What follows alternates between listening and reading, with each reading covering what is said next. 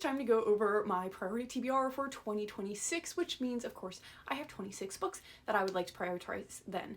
We're going to split this into two parts because it's just easier and because we all know I tend to ramble. The first part's going to be all of the physical books that I have already. I did ask my boyfriend to pick 13 books out of my physical TBR for me to prioritize next year. I figured he might be a little bit more willing to pick some books that have been on there for a really long time when I know myself personally, and I won't do that. I will probably pick ones that have been added really recently. And he didn't disappoint. He picked a good mix for me, so we're gonna get right into those. So number one, we have Cain's Jawbone. This is a really fun book where it's all these little different snippets of a story with multiple people who have been unalived, and you have to try to piece together the way that the story is supposed to be arranged to determine who was unalived by whom. And apparently there are not a lot of people that have managed to successfully do that, so I'm really curious to see if I will be able to figure this out. Then he picked Wretched, which is actually the third book in the Never After series. I've only read the first one, so I will probably try to read the second one before I get to this one. Don't know which fairy tale this is based on, so if you guys know, please let me know. That way I can feel stupid for not having figured it out on my own.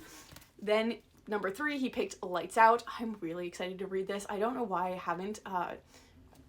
I don't have a good reason, but like I've heard that the audiobook for this is incredible, so I'd like to read it that way maybe.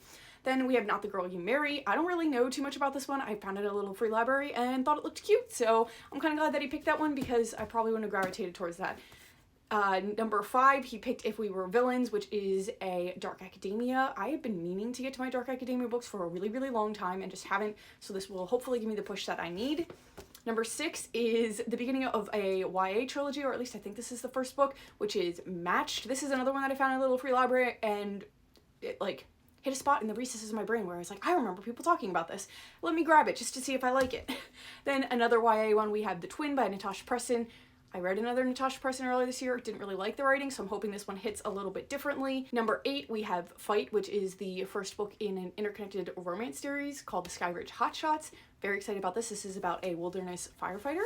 Number nine, we have The Ghostwriter by Julie Clark. This is obviously a thriller book. Number 10, we have Mistress of Lies. He picked a bunch of my Sprayed Edge books, which I'm very excited about. Then 11, we have A Dance of Lies. I will be honest, I picked this one before I asked him to pick my other ones because I really wanted to put this on the list for next year. And then number 12, I think I lost count somewhere in here. We have The Dagger and the Flame. I know that at least the second book is out in this, so I'd love to read this to see whether or not I want to continue the series. Then we have Immortal. I know nothing about this one. And then the biggest one that he picked for me is Queen of the Damned. This is actually an omnibus with the entire series.